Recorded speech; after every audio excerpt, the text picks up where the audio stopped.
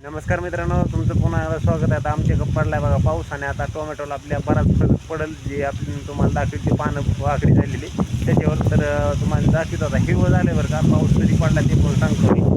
तर बघा मित्रांनो, आता पाऊस तर आपल्याला रात्री पण थोडंसं सटकरा पडला होता आणि आता पण पडला सटकरा थोडंसं पडला. आणि वारं तर बघू शकता, वाऱ्यानं माझा आवाजसुद्धा जास्त काही येत नाही बरं का मध्ये, परंतु मी बोलण्याचा प्रयत्न करतो आहे थोडं मोठ्यानं. कारण बघा आता हे आपलं प्लॉट 16-17 दिवसाचं झालं. तुम्हाला तर माहितीच, आपले रेग्युलर व्हिडिओ बघत असतील त्यांना माहितीच आहे आपल्या प्लॉटला किती दिवस झाले ती.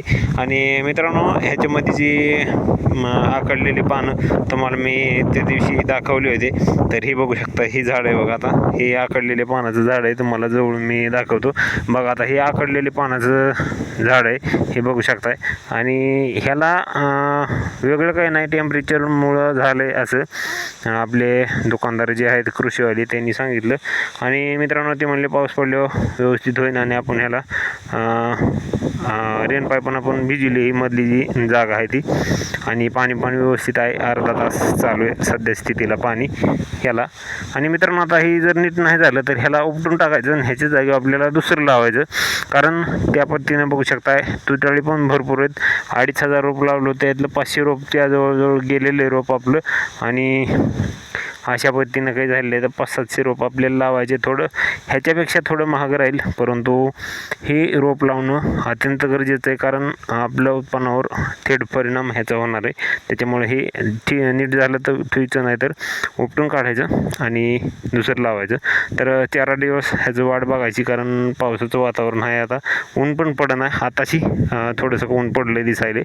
तर 2 दिवस झालं ऊन नव्हतं, त्याच्यामुळं व्यवस्थित हिरवागार पण प्लॉट आता दिसायला लागला व्यवस्थितपणे झालं थोडं. आणि ऊन नसल्यामुळं टेम्परेचर पण मेंटेन व्हायला लागले आता. तर व्यवस्थित होईल असं वाटतंय मला. तर ही पण झाडं म्हणजे ही झालेली झाडं बरं का ती, तर बाकीचं तर व्यवस्थित आहे आणि बाकी मग सगळं काही ठीकच आहे. तर मित्रांनो, हे आमचा प्लॉट कसा वाटला आणि तुमच्याकडे पाऊस पडला आहे का नाही ते सांगा. आणि जर अशी झाडं झालेली असतील तर तुम्ही पाऊस पडेपर्यंत ती झाडं तशीच राहू द्या. 4-2 दिवसांना जर ठीक झाली तर बरोबर ठेवायची, नाहीतर मग उपटून टाकून दुसरी लावायची. तर व्हिडिओ कसा वाटला कमेंट करा. आणि आता याला फवारणी पण घ्यायची आहे वातावरणामुळं. ह्याच्यावरती नागाळीचा पण प्रादुर्भाव होईल, त्याच्यामुळं आपल्याला फवारणी घेणं अत्यंत गरजेचं आहे आता ढगाळ वातावरणामध्ये. तर फवारणी पण घ्या सगळीजणं. धन्यवाद शेवटपर्यंत बघितल्याबद्दल.